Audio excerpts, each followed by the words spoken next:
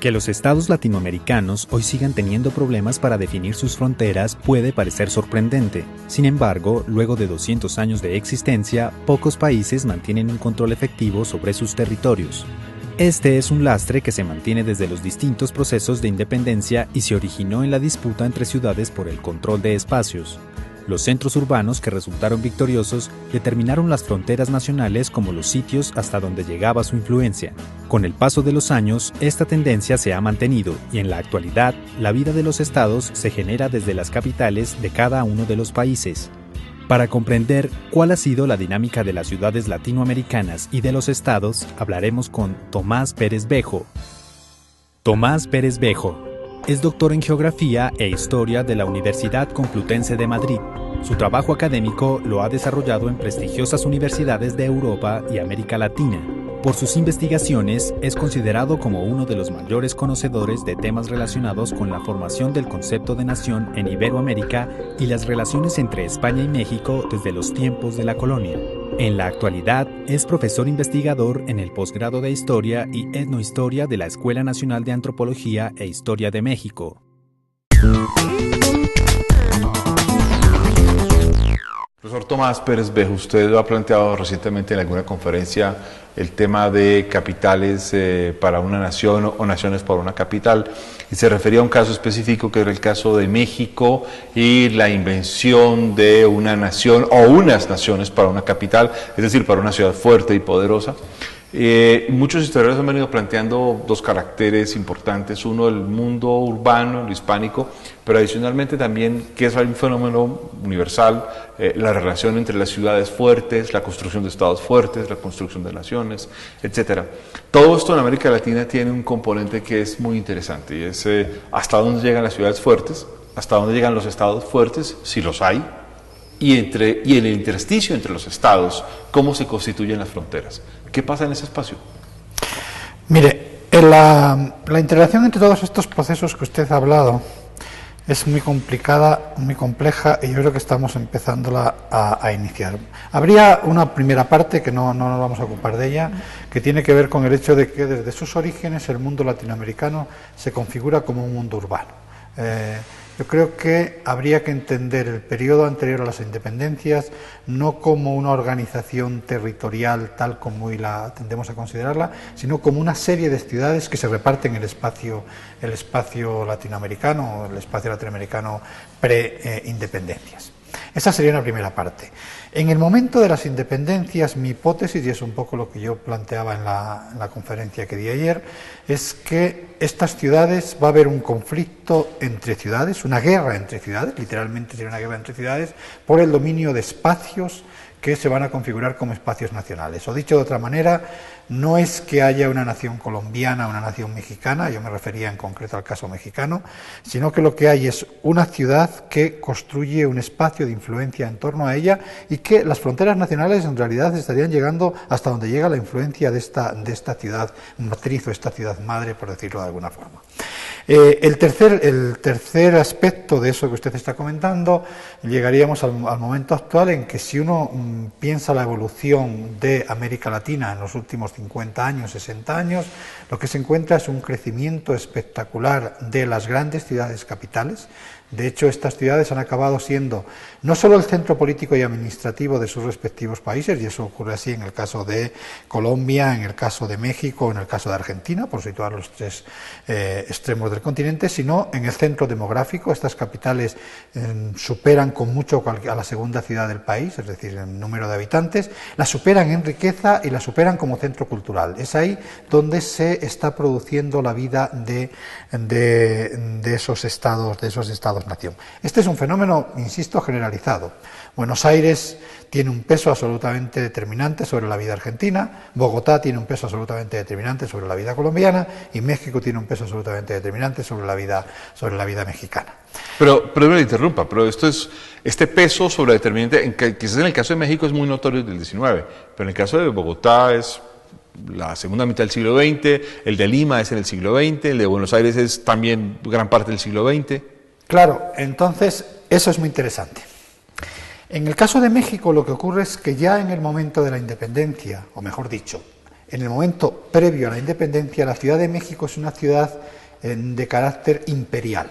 Es decir, es una ciudad que controla, organiza un territorio extensísimo que tiende más o menos a confundirse con el conjunto del virreinato, y esto explica, quizás eso es una hipótesis, porque en el caso de México hay una traslación casi directa de la Nueva España, del virreinato de la Nueva España al México moderno, y las fronteras tienden a ser a grandes rasgos aproximadamente las mismas. Después hay una serie de conflictos internacionales con Estados Unidos, etcétera, que pierde parte del territorio.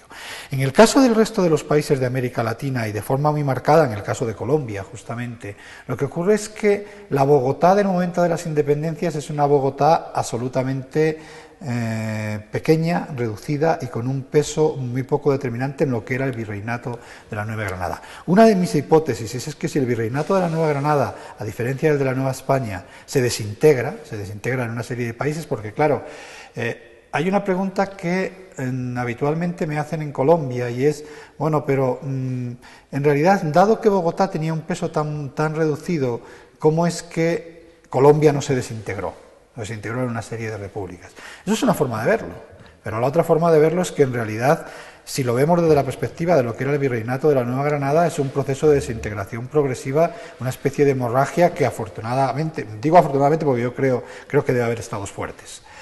Afortunadamente se rompe en algún momento, pero nosotros lo que estamos viendo es cómo ese virreinato pierde Venezuela, pierde Ecuador, pierde Panamá, es decir, que la incapacidad de Bogotá para articular un Estado se muestra, o la debilidad de Bogotá para articular un Estado se muestra en esa progresiva disolución de lo que había sido el virreinato, cosa que no vemos en el caso de México. Lo que sí ha ocurrido en el siglo XX, como usted decía muy bien, es que estas capitales ahora sí que se han convertido en capitales de verdad. Es decir, la Bogotá de mediados del siglo XIX, no tengo cifras y no me gusta inventarme lo que no tengo en la cabeza en este momento, pero yo creo que la diferencia con respecto a la segunda ciudad del país posiblemente podía ser, no sé, de unos pocos miles de habitantes. Es decir, no había mucha diferencia entre Bogotá capital y la segunda ciudad del país. Claro, la Bogotá actual, sin embargo, no tiene comparación posible. Es decir, ha desbordado completamente sí. Y ha generado un fenómeno de primacía urbana, claro, que igual que sucede en México o en Argentina o en Perú o en Chile. En Chile, en cualquiera de estos territorios. Digamos que por primera vez se podría decir que en el conjunto de América Latina, quizás la única excepción, pues, se me ocurre, sería Ecuador, en la que todavía Guayaquil y La Paz siguen teniendo un cierto equilibrio en cuanto al peso. Pero en el resto de las naciones latinoamericanas sí que finalmente estas ciudades han logrado construir un Estado-nación a su medida, por decirlo de alguna forma, y posiblemente no sea raro que por primera vez muchos de estos estados se estén planteando un control efectivo del territorio. Es decir, aparece un Estado capaz de plantearse cuáles son las fronteras, hasta dónde llega su área de influencia, cuáles son sus límites, etcétera. Bueno, eso explicaría que actualmente en América Latina haya más de 2 docenas o 3 docenas de líos y disputas territoriales. Claro, el problema es que las fronteras en América Latina durante buena parte del todo el siglo XIX y buena parte del siglo XX fueron fronteras absolutamente simbólicas, es decir, o sea, no hubo una frontera claramente definida y una frontera establecida con límites precisos. Es cierto que ahí había un antecedente que podía haber sido utilizado por las nuevas repúblicas a partir del momento de la independencia, que fueron las famosas expediciones de límites que la monarquía borbónica había hecho, sobre todo en el área amazónica, ¿no? En todo el área de Sudamérica, bordeando el gran límite que era el imperio portugués, o sea, era la medida del imperio. Lo que pasa es que las nuevas repúblicas, curiosamente, apenas utilizan, porque claro, todas estas expediciones científicas que inicia la monarquía borbónica a finales del siglo XVIII, de botánica, descripción de la flora y la fauna, etcétera, no nos engañemos. O sea, son expediciones que tienen como finalidad definir el territorio y definir hasta dónde llega el territorio, con una frontera que es una frontera profundamente difusa en esos momentos, que es toda la frontera de la Amazonía. Pero no solo la frontera de la Amazonía. Realmente, en el caso de Uruguay, si en estos momentos Uruguay no forma parte de Brasil, es porque estas delimitaciones o estas expediciones de límites establecen una frontera entre el virreinato del Río de la Plata y los territorios brasileiros, que era un asunto absolutamente difuso. Lo que ocurre es que al momento de la proclamación de las independencias, estos nuevos estados que se configuran a partir del momento de las independencias se inhiben completamente desde sus fronteras. Y eso, dado que estamos en Colombia, se puede ver muy bien en el caso colombiano. ¿Qué ocurre con la frontera entre Colombia y Brasil? Bueno, la frontera de Colombia y Brasil, yo supongo que en estos momentos todo el mundo le parece muy evidente que la frontera entre Colombia y Brasil es la frontera actualmente. Bueno, eso es rigurosamente falso. La frontera que habían establecido estas comisiones de límites con respecto a los territorios de la corona portuguesa frente a los de la monarquía católica estaba situado bastante más hacia oriente de lo que está situado en estos momentos. En esa dinámica, en esa conformación de territorios, en ese reconocimiento de territorios, en ese intento de ocupar territorios, hay una característica que, digamos, se ha hecho presente en casi todos los estados de América Latina, tiene que ver con una violencia política interna permanente que se recrudece, se disminuye, pero que siempre ha estado constante, y algunos dicen que la gran excepcionalidad de esto ha sido Chile. ¿Cómo afectarán o cómo determinarán o cómo determinan esas violencias internas el hecho de que los estados lleguen o no hayan llegado a las fronteras? Bueno, yo ahí distinguiría dos cosas. Por un lado, esa violencia interna ha tenido como origen, después ha habido justificaciones ideológicas de distinto tipo, ¿no?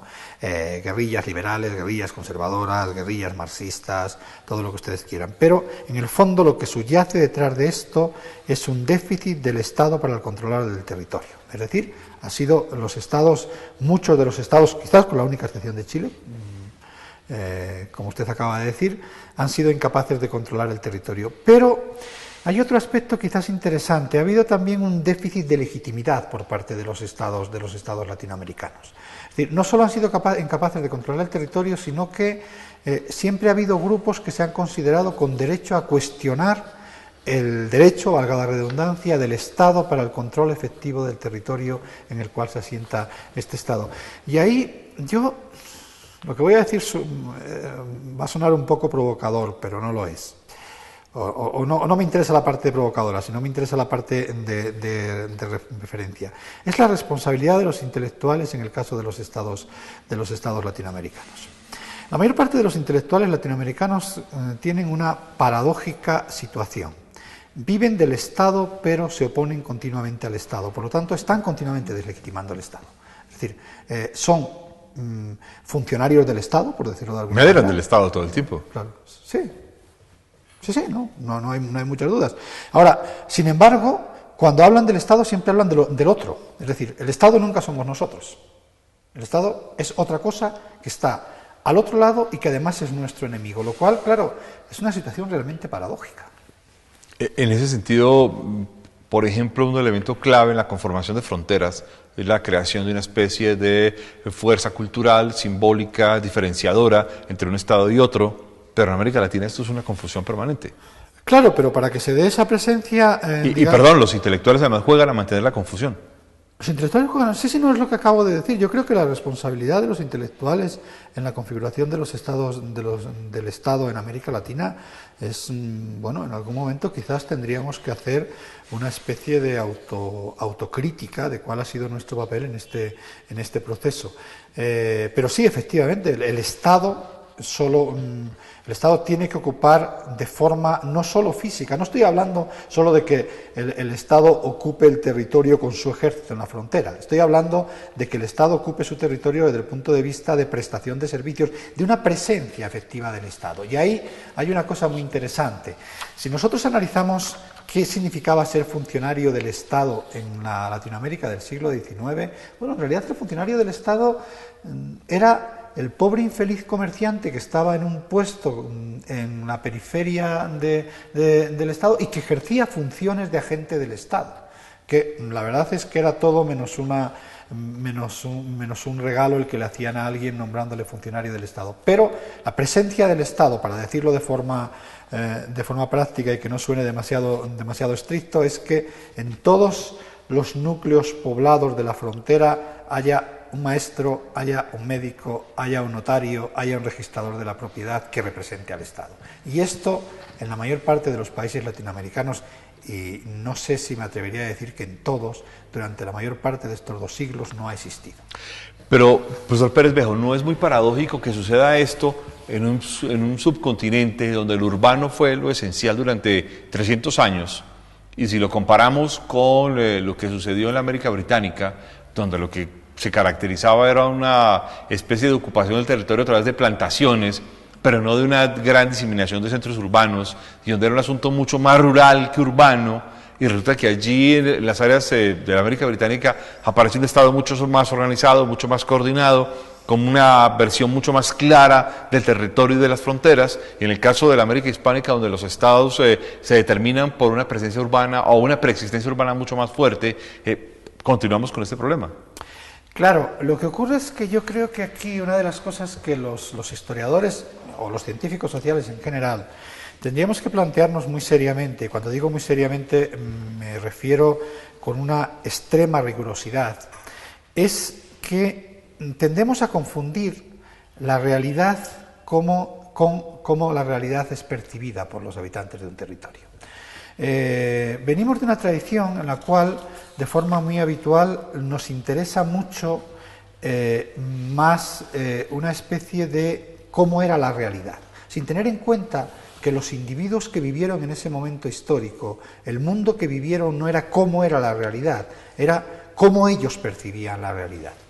En América Latina se ha generado una cosa absolutamente sorprendente, que es la percepción de América Latina como un mundo de atraso, barbarie y ruralidad. Y le pongo un ejemplo que quizás aclare muy bien lo que estoy diciendo. Pongamos el caso de México. México, en muchos aspectos, ha sido, a partir sobre todo del triunfo del Estado revolucionario, el paraíso de los antropólogos. Paraíso de los antropólogos en los cuales su objeto de estudio son fundamentalmente los indígenas, y eso ya no deja de ser una cosa absolutamente curiosa, porque claro, la antropología en teoría se ocupa del hombre y por lo tanto se ocupa de los indígenas, de los mestizos, de los blancos, de lo que usted quiera, pero el objeto privilegiado son los indígenas. En estos momentos la situación es tan paradójica que todos los antropólogos mexicanos, su objeto de estudio son los indígenas que viven en el mundo rural, cuando la realidad es que la mayor parte de los indígenas mexicanos viven en la Ciudad de México.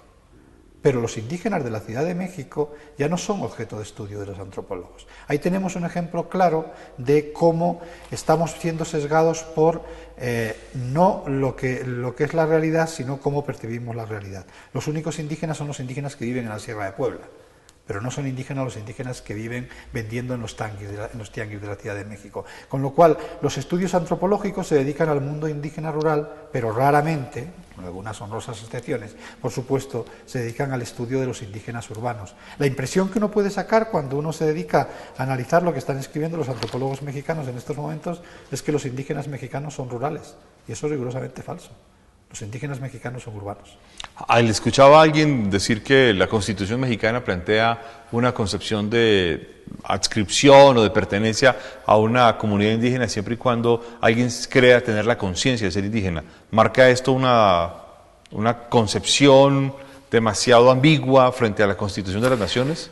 Mire, yo creo que ese no es un problema de la Constitución mexicana.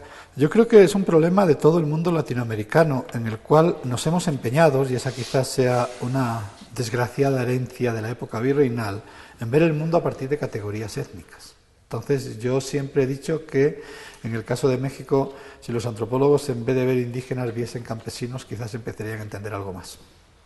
En esta perspectiva, profesor Pérez Bejo, ¿estamos abocados a mirar, a enfrentar problemas de fronteras entre estados en América Latina en las próximas décadas? Yo no sé muy bien qué es lo que va a ocurrir en las próximas décadas. La verdad es que siempre es difícil hacer profecías sobre el futuro. Ahora, sí me atrevo a afirmar cuál es la situación. En estos momentos no tengo un catálogo preciso, pero el número de conflictos fronterizos posibles en América Latina es extremadamente alto. Es decir, pocos son los países, si es que hay alguno, en que no tenga disensos pendientes con respecto a la delimitación de las fronteras, en algunos casos de una forma muy clara, como puede ser la reivindicación de Bolivia de un acceso al mar. Que por cierto es una reivindicación realmente curiosa, ¿no? Porque tal como la plantea el gobierno boliviano, parecería que es que existe un derecho natural de Bolivia a tener acceso al mar. Pasando por encima del resultado de una guerra que se considera legal como la Guerra del Pacífico. Sobre todo porque esa es una guerra que en todo caso se firma un tratado de paz. Se firma un tratado de paz y en ese tratado de paz se fijan unas nuevas fronteras. Y claro, lo que no podemos nosotros es dedicarnos a revisar uno tras otro los acuerdos fronterizos entre los distintos estados, porque claro, acabaríamos, por decirlo de alguna forma chistosa, en el testamento de Adán, ¿no? Es decir, o sea, viendo a ver a quién le corresponde lo que le corresponde. Ese yo creo que es un asunto zanjado, pero lo que es curioso en el caso boliviano es que no se plantea ni siquiera solo como una reivindicación histórica, que yo creo que sería bastante absurdo, porque las guerras por definición no son justas, son injustas, pero que gana, gana, y el que pierde, pues pierde, y si uno tiene capacidad militar para volverlo a reivindicar, lo hace, y si no, pues aguanta, ¿no? Pero Bolivia lo plantea como un asunto de que es que tenemos un derecho natural de acceso al mar. Bueno, yo no sé si los políticos bolivianos o el gobierno boliviano alguna vez se ha planteado hacer un listado de países mediterráneos, es decir, o sea, países que no tienen acceso al mar en el mundo, posiblemente si lo hiciesen. Bueno, hay un país muy rico, se llama Suiza. Hay un país muy rico que se llama Suiza, y hay un país muy rico que se llama Austria, y hay un país bastante rico que se llama Hungría, y hay un país bastante rico que se llama Chequia, y hay un país bastante rico que se llama Eslovaquia, y etcétera, etcétera, etcétera, etcétera. Profesor Pérez Bejo, muchas gracias por estar con nosotros en la Universidad Nacional de Colombia. Gracias a usted.